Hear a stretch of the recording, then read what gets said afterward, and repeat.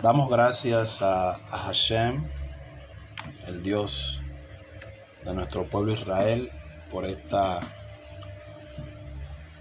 porción de la Torá que hemos leído hoy, esta parashá. Y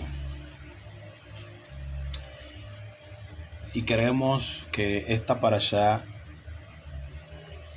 sea un mérito para nuestro pueblo Israel, que está siendo atacado de diversas maneras en estos días. No solamente el conflicto armado con los terroristas de Hamas e Irak, sino que el antisemitismo está propagándose en las universidades en Estados Unidos y por la prensa internacional sin ningún sentido, porque es basado en el desconocimiento realmente de cuáles son las razones por las que Israel y Hamas se enfrentan. Que el mérito de esta parashá en esta semana cubra a nuestro pueblo. Y la parashá de esta semana, que hace referencia a después de la muerte de los hijos de Aarón, trata un tema muy interesante, que es básicamente donde nos vamos a centrar hoy, porque hay mucho desconocimiento al respecto. El capítulo 18 de Levíticos, que les recomiendo a los que van a estar escuchando la clase vía YouTube, lo busquen y lo lean, porque es un pasaje de suma importancia para entender un concepto que está distorsionado entre los creyentes. El capítulo 18 de Vayikra, de Levíticos, nos enseña con precisión qué es la fornicación. ¿Qué es fornicación desde la perspectiva bíblica?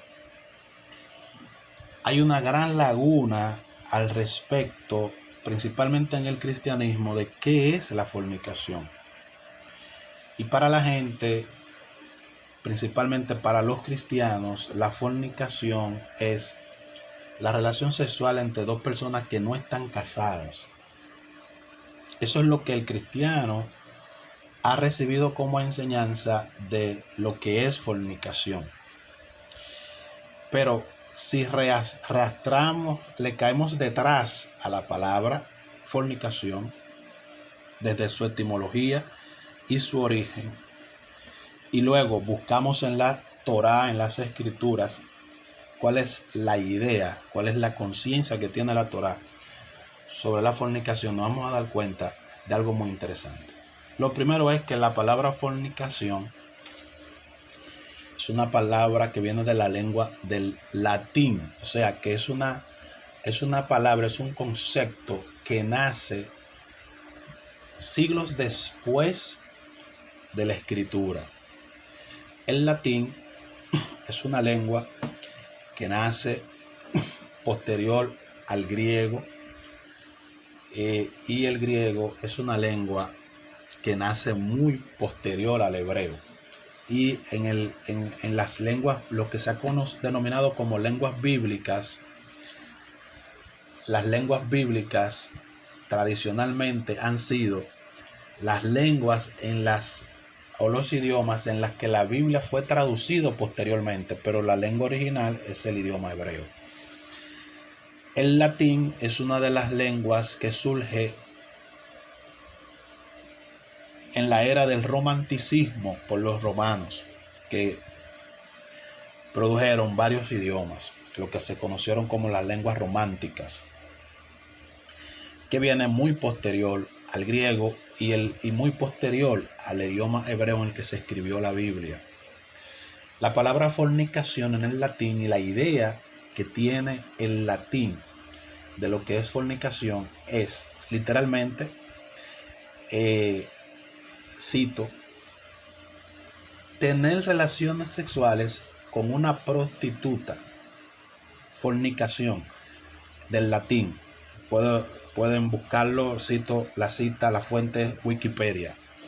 Fornicación, del latín, que significa tener relaciones sexuales con una prostituta.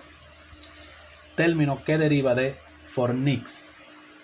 Fornix era una zona donde habitualmente estaban las prostitutas romanas. Era como un burdel. Y ese término se usaba en referencia a las personas que tenían relaciones sexuales con esas prostitutas. Por eso es que vemos que en la Biblia Pablo le dice a una comunidad no judía: el que fornica contra su propio cuerpo peca. O tú ignoras que si tú ligas tu cuerpo a una ramera, a una prostituta, ¿ves?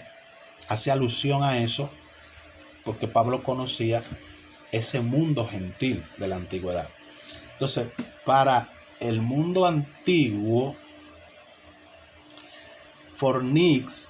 fornicar era tener relaciones sexuales con una prostituta.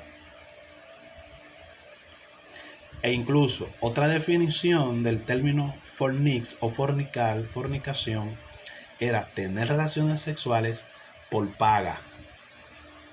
Tener relaciones sexuales por paga.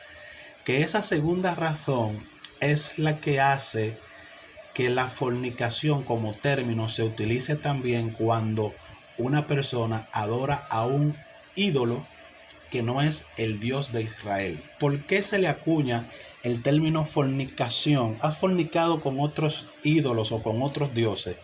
Porque normalmente el idólatra, cuando ejerce idolatría, está buscando que ese ídolo le dé beneficios económicos, le dé riquezas, y esa persona también le da a ese ídolo algo a cambio. Por eso en el pasaje que leímos del Levítico 18, no sé si se dieron cuenta que dentro de las cosas que va describiendo la Torá, que es fornicación, dice: no sacrifiquen sus hijos a Moloc. ¿Ves? Que pareciera que uno diría: que ¿por qué si está hablando de relaciones sexuales? Cambia como drásticamente, dice: no sacrifiques tu hijo a Moloc. Precisamente por eso, porque el servicio a los ídolos es denominado un tipo de fornicación porque tiene implícito el dar dinero por un beneficio. Entonces, la fornicación conceptualmente nace de dos actividades. Una, tener relaciones sexuales con prostitutas, y dos, tener relaciones sexuales pagando. Eso es fornicación. O sea, desde el sentido conceptual de la palabra. Ahora, cuando vemos esa definición, entendemos más a fondo el pensamiento bíblico.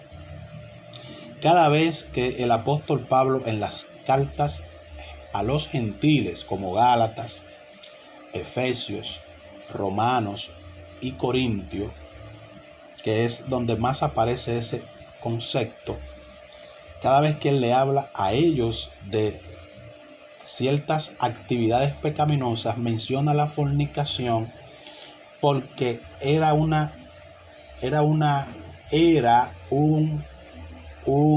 época en la historia de la humanidad donde la prostitución estaba en vilo. De hecho, existía en esa época lo que se denominaba en Corintios, por ejemplo, las vírgenes santas, que eran mujeres que se prostituían sexualmente solo con sacerdotes paganos y tenían relaciones con ellos, estaban dedicadas solamente a tener relaciones con los sacerdotes, y como señal distintiva de ello, ellas se rasuraban la cabeza.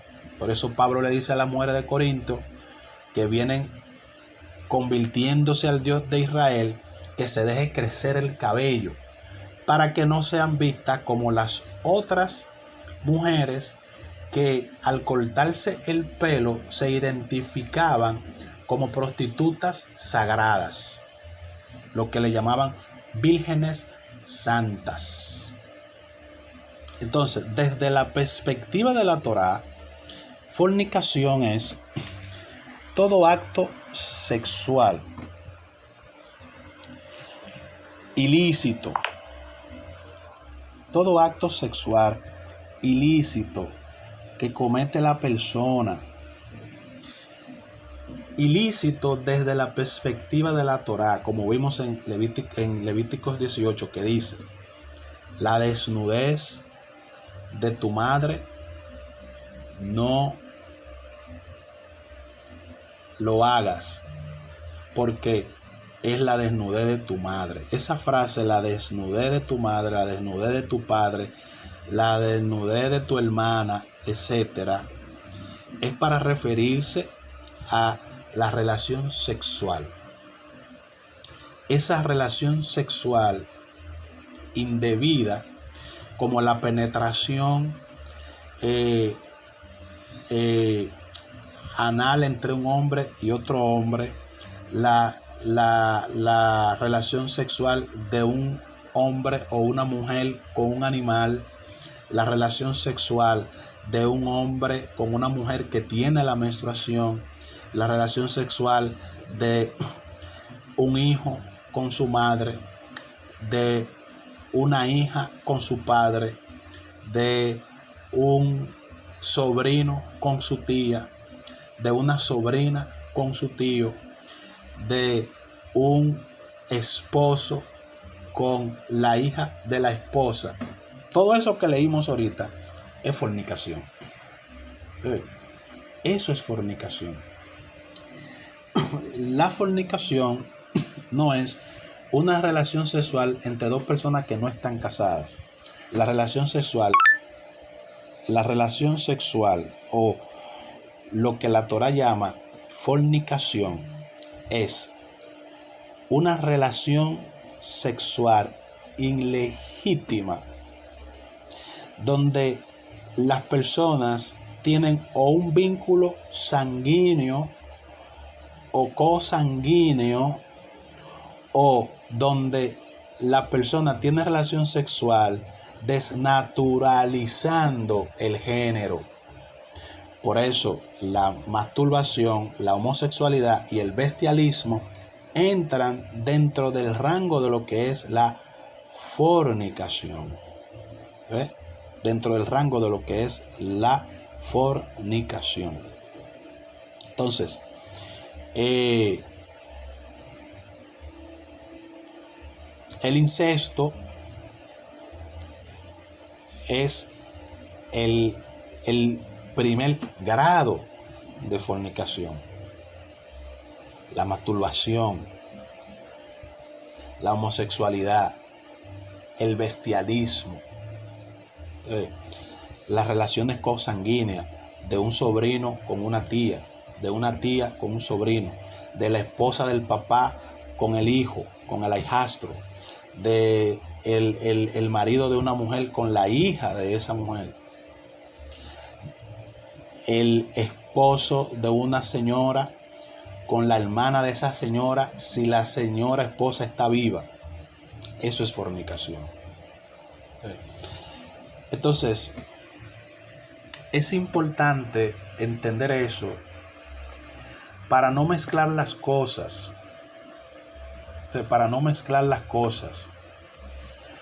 Es peligroso. Es muy peligroso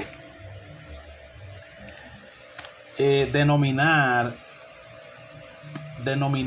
una condición no pecaminosa como pecado. Es peligroso, porque con ello se puede llevar al error a las personas.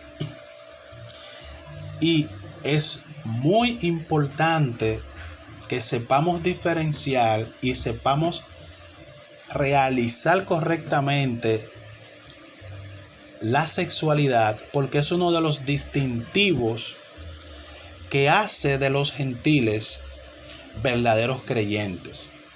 En el libro de los Hechos, en el capítulo 15 del libro de los Hechos, cuando se dio la disputa, que le llaman muchos, le denominan el primer concilio de Jerusalén, cuando se da la disputa entre los apóstoles, porque la gran cantidad de los gentiles que vienen a convertirse al Dios de Israel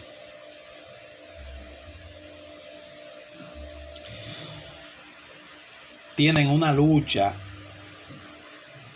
por poder establecer su estatus dentro de lo que es el movimiento nezarita.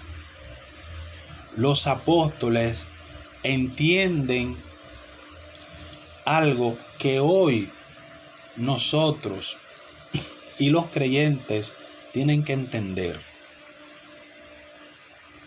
En el capítulo 15,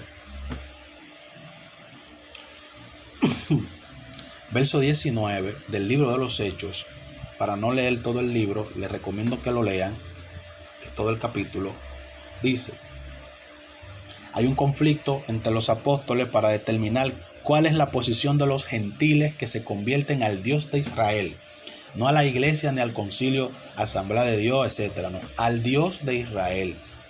Hay un conflicto para determinar cuál es su posición ante la ley y ante Dios.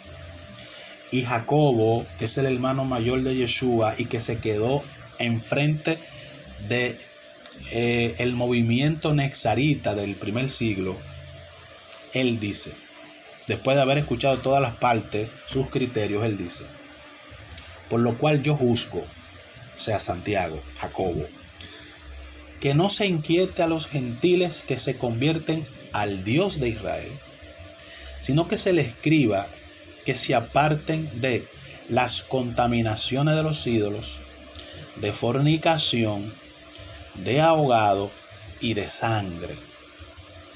Y él explica algo muy interesante.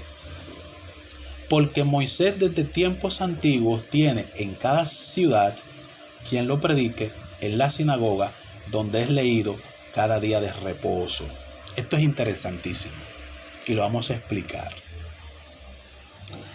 Dice, no se le inquiete poniéndole más cargas como la circuncisión, entre otros temas, de entrada.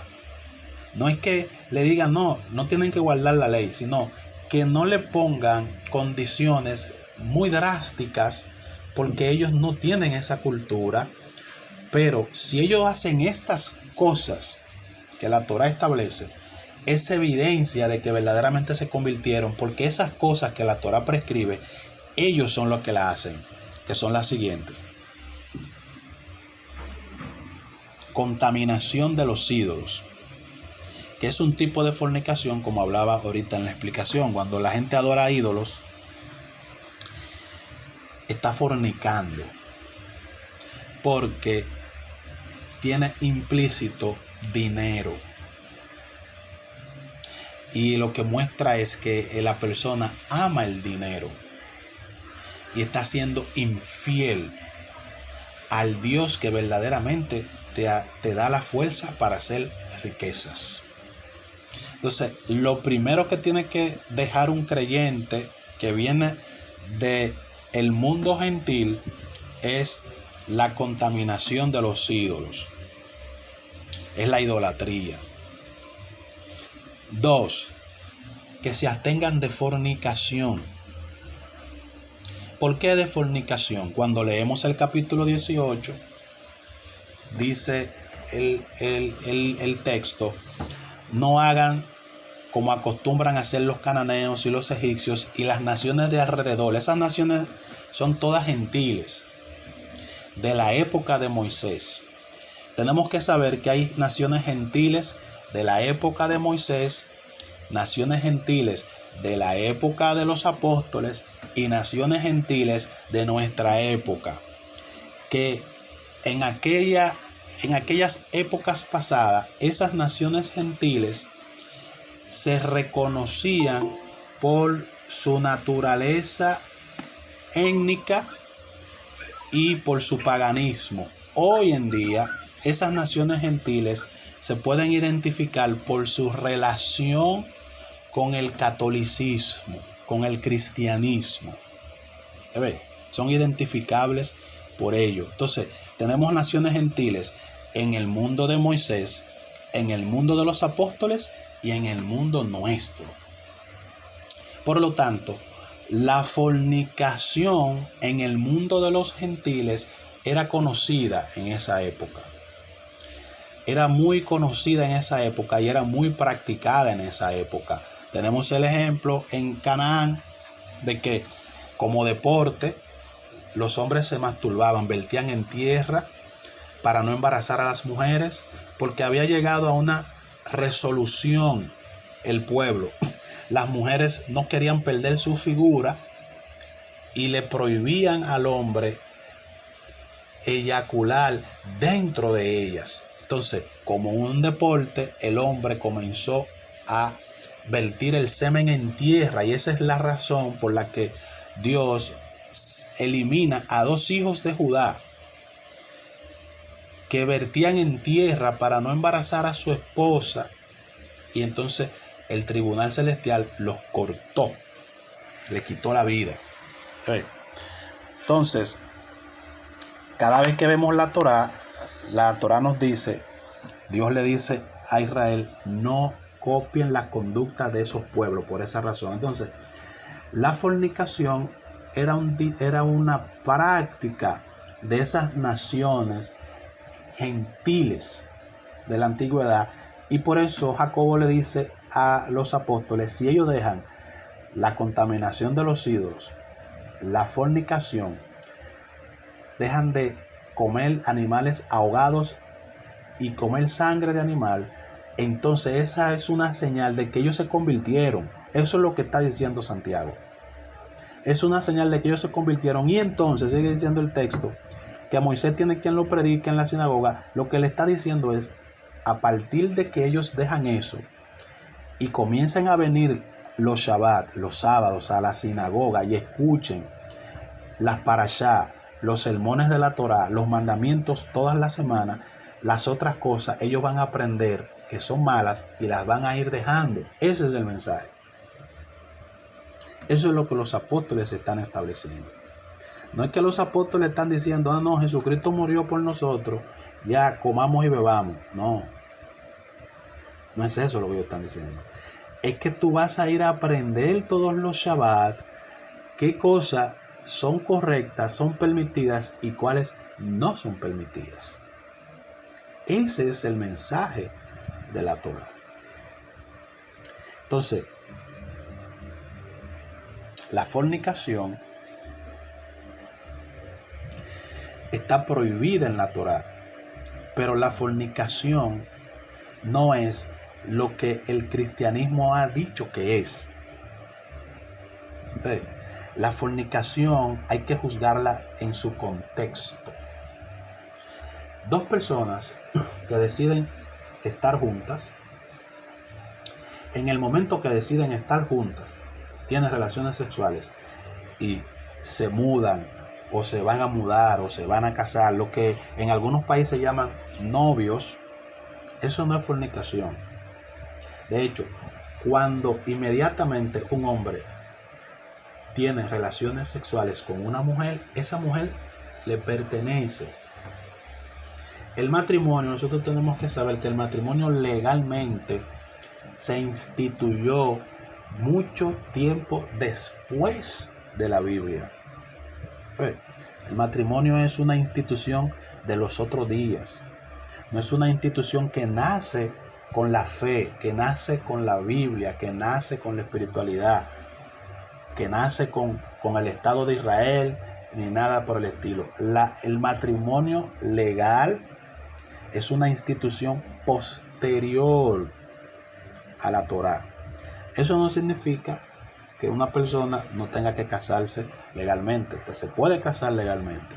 Pero si dos personas tienen una relación sexual y han decidido estar juntos, ya son pareja, ya son marido y mujer, porque lo que une a una mujer y a un hombre es la intimidad, es la sexualidad.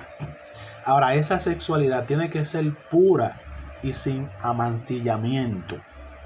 ¿Sabe? Tiene que ser pura como lo establece la Torá. Entonces, vamos a ver qué dice, qué es lo que dice la Torá. Vamos a ver. Porque a los que han descartado la ley es que le conviene que la gente desconozca, y por eso prohíben la Torá, prohíben la ley para que la gente siga en el pecado. Oye lo que dice la Torá. Ahorita lo leímos fuera de la grabación, pero vamos a leer en la grabación para que el alma se le abra a los que escuchan. Dice la Torá: habló el Eterno a los hijos de Israel diciendo: yo soy su Dios. Así comienza el texto. No hagan como hacen la tierra de Egipto, a donde ustedes vivieron, ni como hacen los cananeos, a donde yo los voy a conducir ahora a ustedes. Ustedes guardarán mis estatutos, mis ordenanzas las pondrán por obra, y van a andar delante de mí, porque yo soy su Dios. Por tanto, verso 5, guardarán mis estatutos y mis ordenanzas, las cuales haciendo el hombre vivirá por ellas. Yo, Hashem, como si lo filmara. Fíjense que esa frase es interesante, vivirá por ella, porque el mandamiento no es para que mueras, es para vida. Cuando Dios te dice no hagas esto, es para que tú vivas. Y esta sección que vamos a leer de los mandamientos es una sección que la pena es de muerte. Y dice: ningún hombre se llegue a parienta alguna para descubrir su desnudez. Yo, Hashem. Esto es fornicación. Todo esto es fornicación. Dice: la desnudez de tu padre o la desnudez de tu madre no descubras. Tu madre es. No descubras su desnudez. Que no es verla desnuda, es tener relaciones sexuales. Lo que pasa es que eso es lo que se llama un hebraísmo y a la misma vez un eufemismo. Un eufemismo es cuando nosotros usamos un recurso literario para no decir la frase cruda como es. Por ejemplo, cuando tú dices diache, eso es un eufemismo. Para tú no decir diablo, tú dices diache. O cuando tú dices miércoles. Entonces, esa frase tiene ese sentido de desnudez. Es una relación sexual. Entonces sigue diciendo: la desnudez de tu padre o la desnudez de tu madre no la descubra. Tu madre es. No descubras su desnudez. La desnudez de tu madre, la desnudez de la mujer de tu padre, no descubras. Es la desnudez de tu padre. La desnudez de tu hermana, hija de tu padre o hija de tu madre, nacida en tu casa o fuera de ella, no la descubra. La desnudez de la hija de tu hijo o de la hija de tu hija, su desnudez no la descubra, porque es la desnudez tuya. La desnudez de la hija de tu mujer no la descubra. La desnudez de la hermana de tu padre no la descubra, es parienta de tu padre. La desnudez de la hermana de tu madre no la descubra, porque es parienta de tu madre. La desnudez del hermano de tu padre no la descubra, llegarás a su mujer. Es la mujer del hermano de tu padre.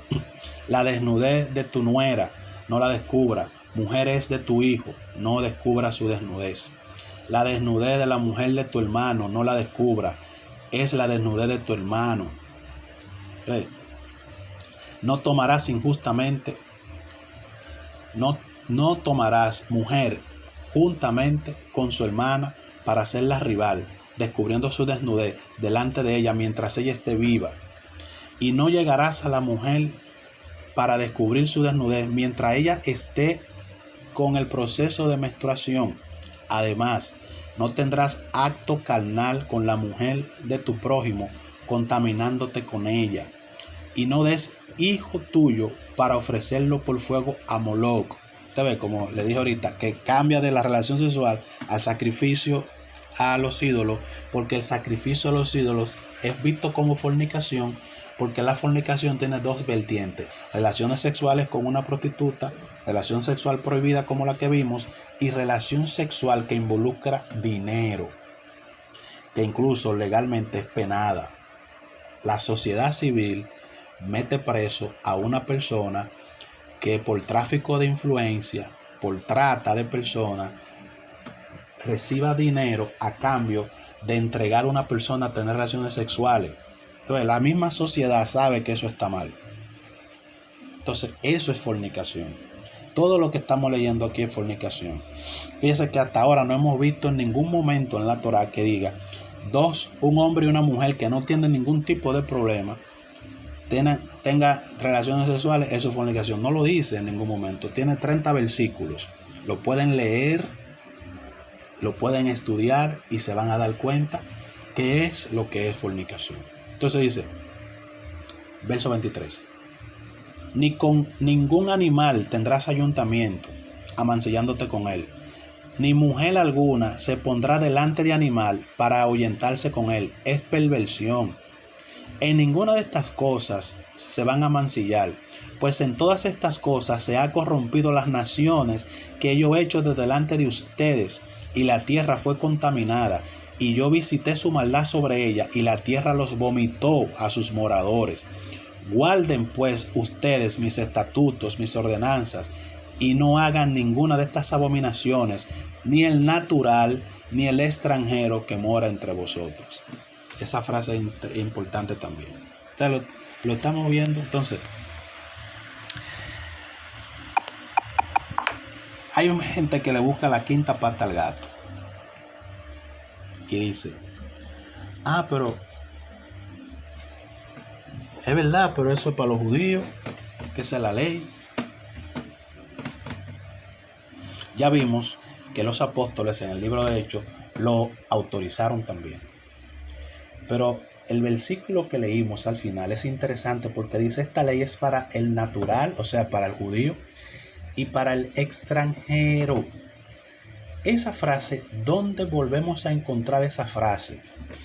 El apóstol Pablo en el libro de Efesios, en el capítulo 1 dice: vosotros ya no sois extranjeros ni advenedizos, se lo dice a los gentiles, sino conciudadanos de los santos y miembros de la familia de Dios.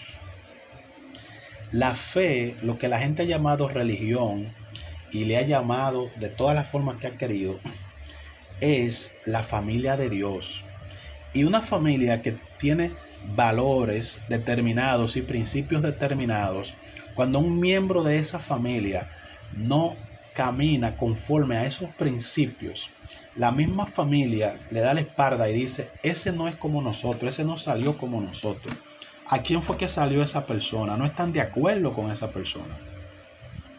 Entonces, el extranjero, que en este caso hoy se llaman cristianos, si él reconoce que es parte de Dios, del pueblo de Dios, tiene que guardar estos mandamientos. Tiene que guardar estos mandamientos. Yeshua, el Mesías, dijo: cualquiera que enseñe estos mandamientos, por más pequeño que sea, será llamado grande en el reino de los cielos. E incluso dice: si su justicia no es mayor que la de los escribas y fariseos, no entrarán en el reino de los cielos. Y más aún, dice Yeshua. Oigan bien lo que dice Yeshua. Mateo capítulo 5, verso 17. Yo no he venido a abrogar la ley. Yo vine a cumplir la ley. Yo vine a cumplir la ley. En pocas palabras, el mandamiento es justo, santo y bueno. Entonces, lo que yo tengo que observar, lo que yo tengo que guardar, lo que yo tengo que cumplir, es el mandamiento. No es la doctrina que se establecen por conveniencia. Es lo que la Torá, lo que la Biblia, lo que la palabra de Dios me dice que yo debo de hacer. Entonces nosotros tenemos que llegar a un nivel de conciencia y de despertar en nuestras vidas, donde a lo que nosotros tenemos que prestar atención para hacer en la vida es lo que dice Dios y no lo que dicen los hombres. Es lo que está escrito en la Torá, en la Biblia, en las escrituras en sentido general. No lo que el hombre dice. No lo que los hombres han querido entender. Y descalifican a Dios y niegan a Dios cuando dicen que su palabra no está vigente. Donde Dios es eterno y consecuentemente su palabra es eterna, como está escrito: el cielo y la tierra pasará, pero su palabra no pasará. Entonces, ¿yo me voy a llevar por la palabra de Dios o me voy a llevar por la piedra que se convierte en pan? Porque si me llevo por la piedra que se convierte en pan, seguiré andando como los otros gentiles, que andan en la vanidad de su mente, ajenos y entenebrecidos a la vida de Dios, por la ignorancia que en ellos hay, por la dureza de sus corazones, dice Rashaul. ¿Qué es lo que realmente está sucediendo? Los gentiles que hacen por naturaleza lo que es prohibido por la ley, han buscado acomodar la ley para seguir en sus propios caminos. Pero la ley del Eterno es perfecta, que liberta el alma. El mandamiento del Eterno es simple y hace sabio al sencillo. ¿Ve? Ese es el contexto.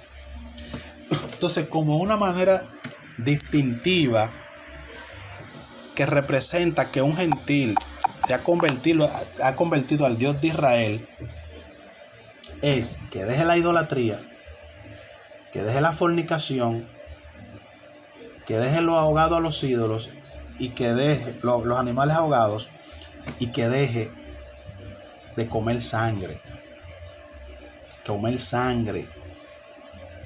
Que el cristianismo fomenta mucho que se puede comer de todo, pero ese no es el mensaje de la Biblia. Incluso la famosa visión de Pedro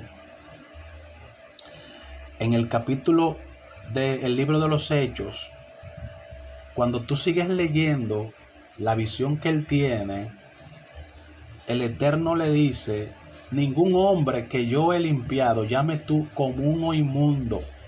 No se refiere a que los animales han sido inmundos, han sido limpios. Es que para el judío del tiempo de Pedro, los gentiles eran vistos como animales inmundos. Era como una especie de metáfora. Y entonces Dios le está haciendo ver a Pedro, que los gentiles ahora han sido purificados por los méritos de Yeshua. Pero eso no significa que Israel fue desechado. Dice Pablo en Romanos 11, ¿ha desechado Dios a su pueblo? En ninguna manera. Ni la ley ni Israel han sido rechazados. Eso es un invento de el catolicismo y los romanos en la antigüedad, que heredamos hoy esta civilización. Pero eso no es lo que dice la Biblia. Pablo pregunta categóricamente una pregunta retórica. Romanos capítulos 11. ¿Ha desechado Dios a su pueblo? En ninguna manera. Y se va más profundo, dice, porque yo también soy israelita. O sea, en pocas palabras, si lo desechó, hay un problema, porque yo soy israelita. Y Yeshua le dijo a la mujer samaritana: la salvación viene de los judíos, y Yeshua era judío. Y Yeshua no tuvo un discípulo que no fuera judío. Es más, Yeshua no predicó un día fuera de Israel. Cuando sus discípulos se acercaron a él le dijo: por el camino de los gentiles no vayan, por las aldeas de los samaritanos no entren, primero vayan a las ovejas perdidas de la casa de Israel. Entonces, el cristianismo ha sacado del contexto lo que Dios hizo y lo que Dios demanda del hombre, para seguir la dirección de Roma, de los concilios ecuménicos que surgieron después de los apóstoles y que en algunos casos mataron a los apóstoles más viejos, los que quedaban. Los apóstoles, señores, que en la historia Roma se encargó de llamarle de que los primeros cristianos, todos esos primeros cristianos entre comillas que murieron, eran discípulos de Yeshua, judíos, que fueron matados y perseguidos por Roma para luego ellos establecerse como la religión universal. El cristiano de a pie no sabe que la madre de Constantino, llamada Helena, después de una revuelta en Israel, destruyeron la ciudad antigua de Jerusalén y construyeron una ciudad encima de la ruina. Y ese peregrinaje, ese viaje que se hace desde la tumba de Jesús hasta el río Jordán, que se hace como turismo hoy en día en Jerusalén, fue una ruta que creó Helena, la madre de Constantino. Por eso a veces uno se indigna con esta gente que no saben absolutamente nada, no saben de la historia de la Biblia, no saben de la historia de la fe, no saben de la historia de los discípulos y quieren establecer principios y doctrinas y dogmas que son absurdos, que no tienen absolutamente nada que ver con la verdad de Dios. Y es tiempo de que nosotros declaremos, publiquemos la verdad a viva voz por todos lados, que se acabe esa ignorancia, que se acabe esa preponderancia y esa imposición, esa persecución de que si tú hablas de la ley, si tú hablas de la Torá, tú estás en el Antiguo Testamento. No existe el Antiguo Testamento. Eso es un bautizo que hizo Roma a la Biblia, que le llamó Antiguo Testamento y Nuevo Testamento. La Biblia nunca se llamó así. La Biblia siempre se llamó Divrei Torah, la escritura sagrada, Divrei HaKadosh. Siempre ese fue su nombre. Hasta que el cristianismo tomó las escrituras y la bautizó como Antiguo Testamento y Nuevo Testamento. Pero eso no tiene asidero bíblico ni asidero histórico más que el que el cristianismo le dio en la llamada doctrina de la sustitución de Jerónimo. Entonces uno se encuentra con gente que no conoce esas cosas y quiere refutarle a uno el conocimiento que uno ha cultivado en todos estos años. Jerónimo, un denominado padre de la iglesia, fue el que diseñó lo que se conoció como la doctrina de la sustitución, diciendo él, las promesas que Dios le hizo a Israel, ahora se las dio a la iglesia.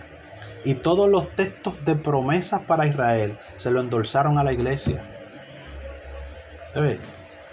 Entonces, lo que la Torá dice es lo que nosotros tenemos que hacer. Lo que la Torá demanda de nosotros es lo que nosotros tenemos que poner por obra. Los gentiles que se convierten al Dios de Israel tienen que abandonar los ídolos.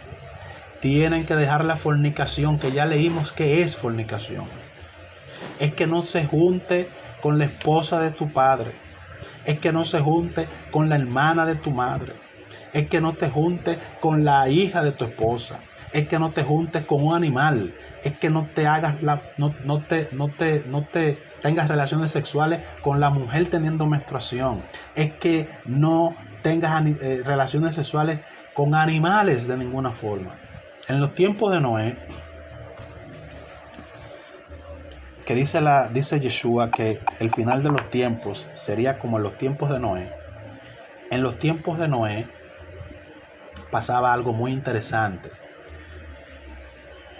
que la Biblia le llama, se casaban y se daban en casamiento. Usted le pregunta a un cristiano qué significa eso y no sabe. Se casaba y se daban en casamiento es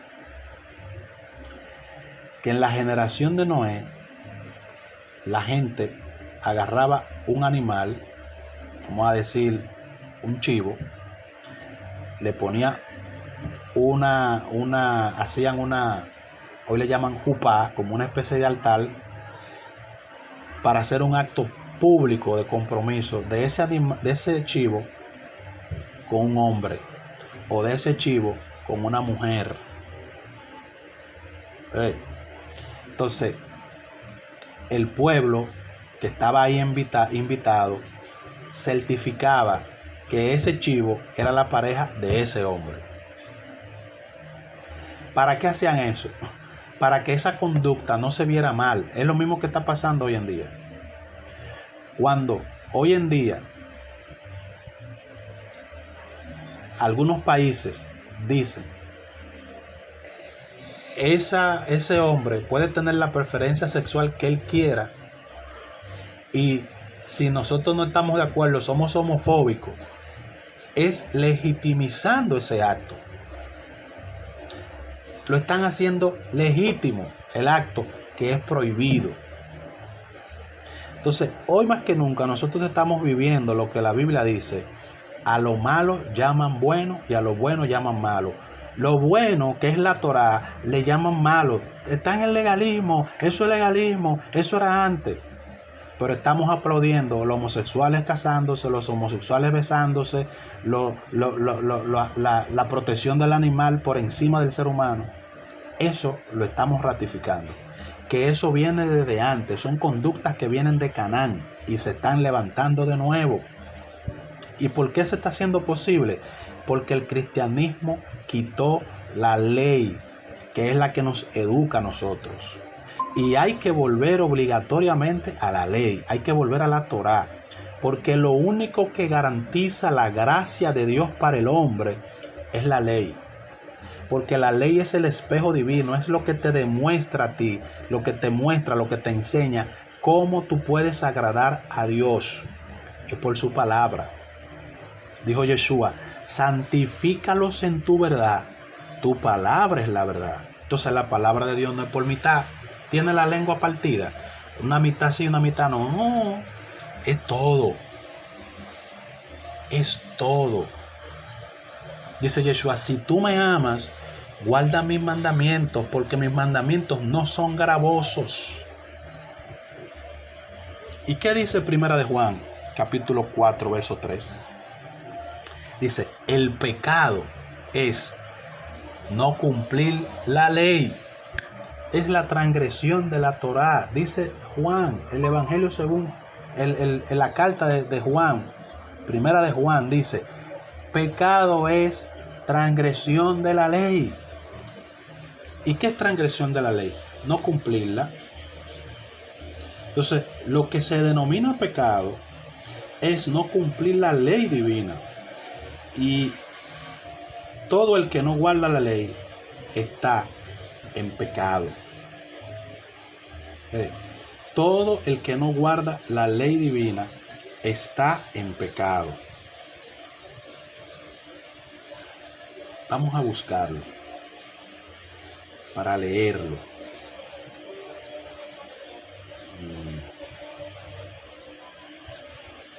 Primera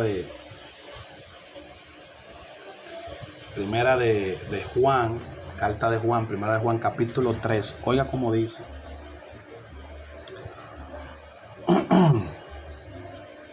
Verso 4 dice: todo aquel que comete pecado infringe también la ley, pues el pecado es infracción de la ley. Infracción de la ley. Eso es el pecado. Infracción de la ley. Infracción de la ley. Que el pecado viene de no dar al blanco, no dar en la diana. He explicado que eso era un concepto psicológico incluso. Cuando no damos en el blanco, cometemos pecado. ¿Y cuál es el blanco? Observar la Torá. Porque los mandamientos fueron dados para vida, para que vivas, no para que mueras. Cuando no guardamos el mandamiento, corremos el riesgo de morir. Porque la paga del pecado, o sea, la paga de no guardar la Torá, de no guardar la ley, es muerte. Si tomamos y entendemos el versículo que acabamos de leer, la infracción de la ley es pecado. ¿Y cuál es la paga del pecado? La muerte. Entonces, cuando no infrinjo la ley, No estoy cometiendo pecado, por lo tanto, no estoy condenado a muerte. Señor, eso es simple, eso es lógica simple. Pero los concilios ecuménicos católicos distorsionaron el mensaje al mundo para gobernar el mundo, cuando se dieron cuenta que el mundo se gobierna de dos maneras: o por la guerra o por la religión. Y habiendo tenido tantas guerras, y Roma venció al imperio más fuerte que fue Grecia, en guerra, pues optó ahora por la religión. Por eso Mao Zedong dijo, la religión es el opio de los pueblos, porque cegaron el entendimiento de la gente. Entonces, no podemos quedarnos ajenos y entenebrecidos a la verdad de Dios por la ignorancia. Hay que abrir el corazón a la ley de Dios, al mandamiento. Hay que cumplir el mandamiento. Entonces, hay ciertas cosas que el cristianismo no da por abolida. El diezmo es del Antiguo Testamento, pero el diezmo está vigente. Y las ofrendas están vigentes. Eso está vigente. ¿Por qué está vigente? Porque hay intereses. Porque el deseo no es enseñar a la gente. El deseo es las ganancias deshonestas. Dice Pablo, muchos sirven al Mesías por vanagloria, por contienda. Y otros sirven al Mesías por su vientre. O sea, por llenarse la barriga. Por tener recursos para ellos. Y esos son los engañadores. A estos evita, dice Pablo a Timoteo. A estos evita. Todo aquel que te hable en contra de la ley, evítalo, porque el pecado es infracción de la ley. La ley es la que nos santifica. La ley de Dios es la que nos santifica. Está escrito, sea Dios veraz y todo hombre mentiroso. Sea Dios veraz y todo hombre mentiroso. Si Dios es verdadero, si Dios no habla mentira, y si Él nos dijo a nosotros que teníamos que hacer tal o cual cosa, ahora Él no puede decir, no hagas eso, deja de hacer eso, eso no importa. No, Dios no cambia como nosotros. Él es inmutable, Él no tiene cambio. Él es de una sola pieza, por eso es uno. Él es Ejad, es uno. Él no cambia. Dios no está feliz hoy, mañana triste. Dios se mantiene igual todo el tiempo y su ley se mantiene fija en los cielos, dice la Torá. Y Yeshua dijo, el cielo y la tierra pasarán, su palabra no pasará. Hasta que no veamos cielo nuevo y tierra nueva, la ley está vigente. Porque el cielo nuevo y la tierra nueva que viene, que dice que donde mora la justicia, es producto de que el hombre aprendió a guardar la ley y por tanto se rectificó el mundo y viene ahora un nuevo mundo, una nueva forma de vida. Entonces, por eso dice que la tierra gime a Dios, aguardando la redención y la manifestación de los hijos de Dios. ¿Qué es ser un hijo de Dios? Ser un hijo de Dios es guardar los mandamientos. Es creer, cuando recibimos el mandamiento, creer que al cumplir ese mandamiento, Dios nos va a bendecir. Abraham le creyó a Dios y le fue contado por justicia, es porque Abraham creyó a la palabra de Dios. ¿Entiendes? Abraham creyó ¿a qué fue que creyó Abraham? A la palabra de Dios. Como está escrito en Génesis 26, Dios le dice a Isaac, hijo de Abraham, después de la muerte de Abraham, le dice, si tú andas en mis mandamientos, en mis estatutos y en mis leyes, como lo hizo Abraham tu padre, yo te voy a bendecir. Bueno, entonces Abraham guardó los mandamientos. ¿Por qué entró el pecado al mundo? cuando Adán y Eva? Porque violaron el mandamiento. Entonces la serpiente le sigue diciendo a la gente, no guarde el mandamiento, viólalo. Viólalo. Con que Dios ha dicho que ahora es por gracia. La gracia es poder guardar los mandamientos de Dios, que es una oportunidad que no teníamos, porque debimos de morir por nuestros pecados, por no guardar la ley. Pero Dios, que es rico en misericordia, por su gran amor que nos amó, nos dio la oportunidad de que podamos guardar la ley a través de la muerte y resurrección de Yeshua. Yeshua muere y resucita para que nosotros tengamos el derecho legal de guardar la ley para cambiar nuestras vidas. Esa es la gracia, que no teníamos, no merecíamos que eso sucediera, y Dios lo hizo por nosotros. Por eso dice, cambiaré el corazón de carne, de piedra, por uno de carne. Y el pacto que es cambiado no es el Nuevo Testamento y el Antiguo Testamento. El pacto que es cambiado es la forma en la que se entrega la ley, que la primera entrega de la ley fue en tablas de piedra hechas de mano. Entonces, ¿cuál es el cambio que tiene ahora el pacto? Que ahora el animal que muere ahora es Yeshua, y el pacto se hace ahora en el corazón. La ley no viene ahora del monte Sinaí en tablas físicas. La ley viene ahora por el Espíritu Santo a tu corazón. Y esa es la gracia, la oportunidad de que tú puedas guardar la ley, porque tú eras esclavo del pecado. Israel estaba esclavo físicamente en Egipto, y cuando fue libre recibió la ley. Y nosotros éramos esclavos del pecado y somos libres por la muerte y resurrección de Yeshua del pecado, y recibimos la ley en el corazón para guardarlas. Si no guardamos la ley en el corazón, el Espíritu Santo se constricta, porque Él es la garantía de que nosotros vamos a cambiar nuestras vidas. Por eso Pablo dice, no contristes al Espíritu Santo de Dios, con el cual fuisteis sellado. Quítese de vosotros toda ira, enojo, pleito, disensiones, etc. ¿Entiendes? Entonces, la sentencia de la muerte sobre el hombre, sobre el ser humano, está basada en el incumplimiento de la ley. El que incumple la ley está en pecado, y el que está en pecado está bajo sentencia de muerte.